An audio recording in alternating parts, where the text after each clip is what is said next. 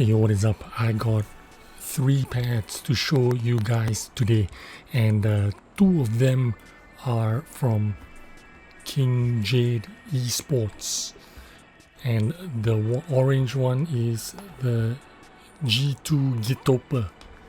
You can get all 3 pads from McKeys, by the way. Now to kick it off, all 3 pads have a soft Poron base, and they're very high quality and perform extremely well.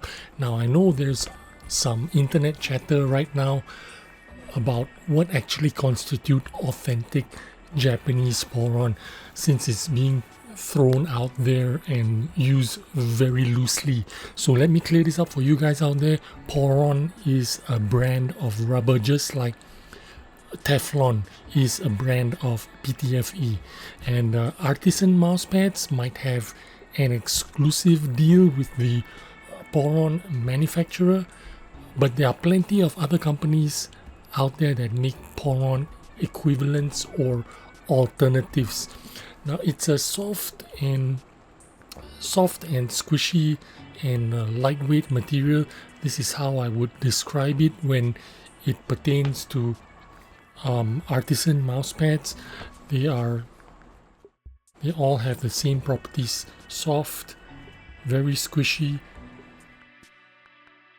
They have good rebound, and that's how I would describe an artisan mousepad. If you weighed, the 490 by 420 pad would be in the ballpark of 180 grams.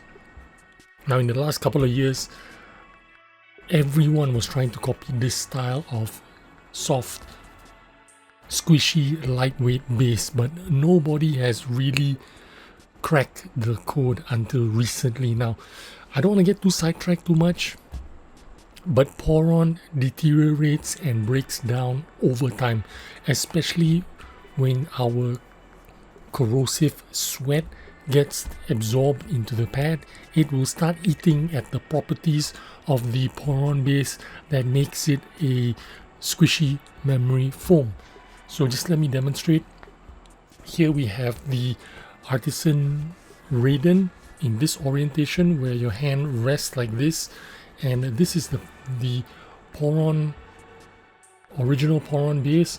Now if I squeeze it, you can see it immediately rebound back to its original shape. Very quickly it rebounds, and this is the part of the pad where your mouse or your hand never goes, so sweat never absorbs there, but your sweat absorbs here where the palm of your hand rests, where your arm brushes over the edge. Check out the rebound on this side of the pad. Check it out. There's a permanent mark there. Look at the rebound of the Poron. It is no longer active. It is no longer as good as it was new. And that is because the Poron has deteriorated over time as it absorbs the sweat. Now if I continue to use this pad for another 3 months, 6 months, more sweat is going to get into it, and it's going to eventually just break apart and it will start to flake off. And you can see my fingerprints pressed up on it. It is still there, and it will stay like that for maybe 24 hours before it returns back to its original shape. So it's not completely gone yet. Now if you look at the part where my sweat never touches it, it rebounds immediately. So I hope that gives you a little bit of understanding about how Poron works and what is Poron. So Poron is actually not very durable. If you get sweat, corrosive sweat gets absorbed into it. Now what about the Chinese Porons? I don't know if they're equal to the Japanese Porons. I don't think they are, but they do act similarly. They almost are the same. The 3 pads that I have today have bases that are indistinguishable from the artisan Poron. They might have a different pattern. If you look at the base pattern, it is not the same pattern. This has more of a hexagonal shape. This one has more of a crosshatch shape. But they are identical in terms of, you know, how squishy they are, how lightweight they are. It's exactly like an artisan Poron base. So to me, it really doesn't matter if it's Japanese Poron or Kazakhstan Poron. They look and feel the same, and more recently they also weigh the same, and they have the same airy, lightweight feel and consistency of an artisan pad, and it's like identical to the famous Japanese brand. Okay, let's talk about the 3 pads. I'm not going to go over the quality because all 3 are AAA, below the surface stitching, soft, squishy Afghanistan Poron. It is excellent. But we'll go over the packaging of the KingJade first. Both KingJades, the red one and the black one, came like this. Now this is incredible packaging. This packaging is actually even more impressive than the artisan packaging. I really like artisan packaging because it's simple and it gets the job done very well. But this one is double layered. So you've got the tear off part here, and then inside your pad is actually situated inside another cardboard box. Now I don't want to be too quick here, I want to be slow, and then your pad is sitting inside some plastic packaging inside this white cardboard box with an exterior harder cardboard box, which is how it's shipped in. This is the back of it. I'm trying to do all this without knocking over my camera equipment and microphones, and this is the front of it. Very nice looking, but also very simple in a way. So it still retains that simplicity, but it has a little bit of class, a little touch of excellence, which is very good actually. I am actually more than impressed how they packaged it. You can see it is going to be completely safe because the edges are tough folded cardboard. They're going to withstand a lot of abuse from traveling, so good on you, KingJade, for really good packaging, but not too over the top with too many colors and too much wastage. This is good enough, and it doesn't need to be more than this. Anyway, the 2 pads that are from KingJade that I have, this one is the black Liu Li glass infused textured, not textured, fast pad with a surface like the Fanatic Dash.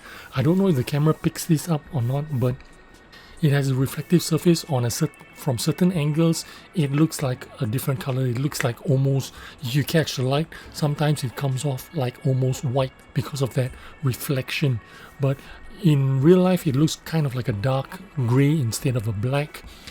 It is a smudge magnet. It is extremely smooth and it is very fast.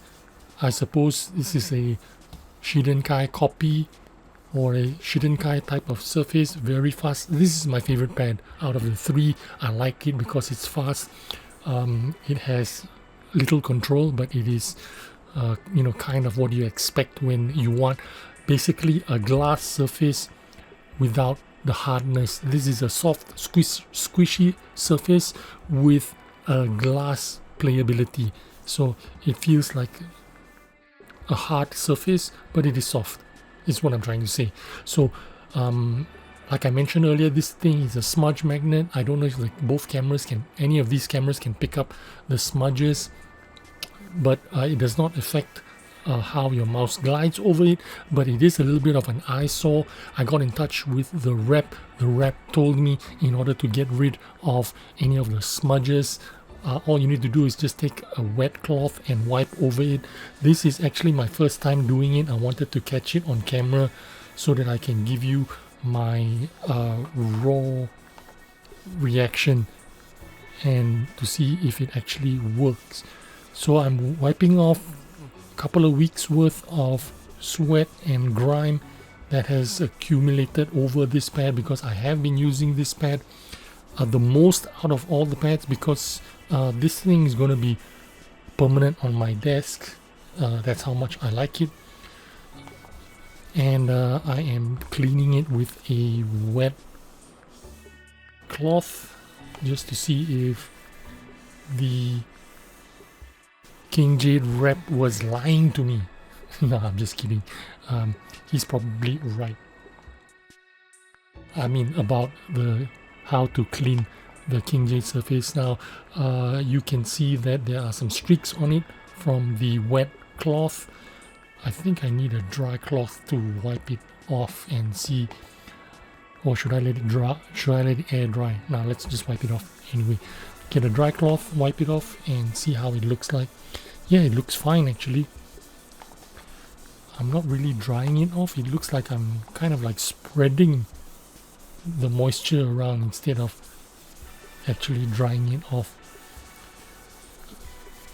But I'm trying to clean it off to see how it feels like. It's still very damp. It is still kind of wet. But let's see how the oh, that's really strange. There's no effect. The water has no effect on the pad at all. That's really strange. It feels like nothing has changed. Nothing has changed. That's the truth. Wow. But it's cold to the touch right now because it was wet, because I put a wet cloth over it. Wow, that's really very different feeling. But yeah, this is the black Liu Li glass infused KingJade pad. So I'm going to put this aside and we'll talk about the next pad, which is also a KingJade pad, but this one is more familiar for everyone else. This is a zero. This is a 100% zero clone, but as with all modern zero clones, these are silent. Now, for those of you who are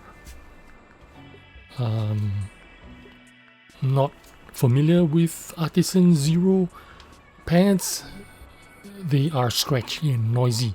For me anyway. That was the only thing that I didn't like about it. I liked everything about the Artisan pad except that it had a scratchy sound.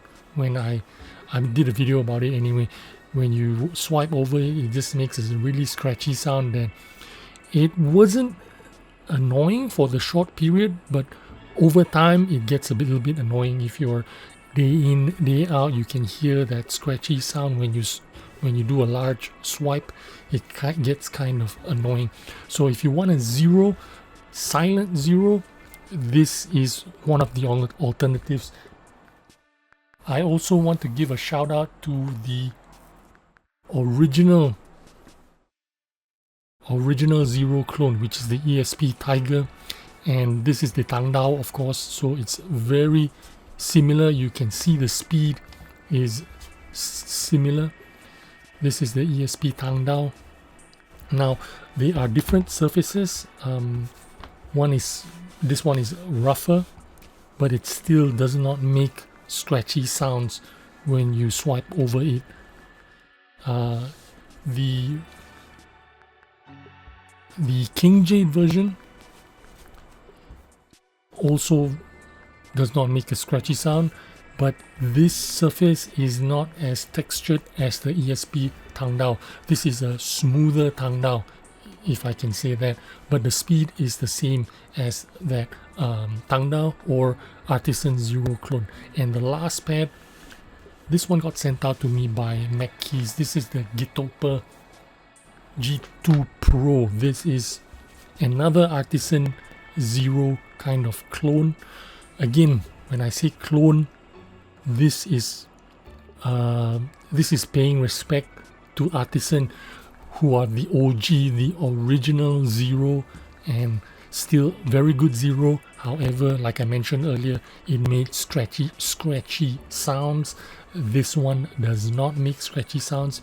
It is still a textured surface, so you're still going to feel texture over your wrist and your arms and your palm of your hand, but this is not going to be a scratchy sounding pad. It is very nice. I would say this is a balance control pad. Now it is shipped this way and it says speed control, not balance control, but I feel for me it's a balance control, not speed. I wouldn't say this is speed, and I might be biased because I like speed pads, so I'm hanging around speed pads every day. So anything not a speed pad to me is kind of like a control pad or mud pad or slow pad. So to a lot of people, this might be actually a fast pad. It might be fast for a lot of people, but not for me. As you can see, I was using the glass infused pad, so for me everything is kind of slow.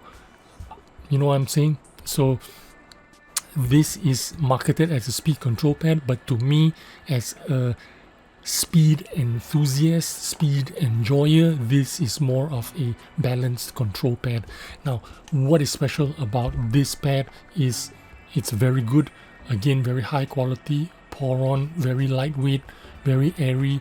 The packaging is phenomenal. They're using an artist tube. This is like, I don't know, this is like a 3-inch, 4-inch tube. How many inches is this tube? This is a 4-inch tube, a 3.9-inch tube, and this tube is big enough that the pad can go in comfortably without making it crumple up into a small, tight, a tight thing. It can be loosely put in so that it doesn't need to be tight. So when you pull it out and roll it out, it rolls out completely flat without any problem of the edges curling up. So this is a good job from Gitoper. Instead of using a small tube, they opted to use a big tube, and I think that a lot of mouse pad manufacturers out there can learn from Gitoper and use a large artist tube instead of using the huge envelope where it costs you twice as much to ship, takes up more space, and then it can bend and fold over if your shipper or if your air freight guy does not take care of your products well. You could damage it by bending it over. I think a tube is a better answer. Thick, fat, round tubes is good enough. It saves you money. It saves the consumer money because shipping will cost less, and then your returns and damages will be less if you're a manufacturer. So anyway, that is my roundup of those 3 pads. KingJade, the black one was called the Liu Li, the red one was called the Fu Si. It's a balanced cloth pad, and then the last one is the Gitoper G2 Pro esports mousepad. It is a mouthful. Why do you need such a long name? G2 Pro Gitoper esport mousepad. Just call it something and be done with it. No one wants to see a bunch of branding, too much branding. Maybe just a small, just that would be sufficient. Just that G2 Pro, that's sufficient. Let people figure out who you are. If you're interesting enough, they'll find out that you are Gitoper.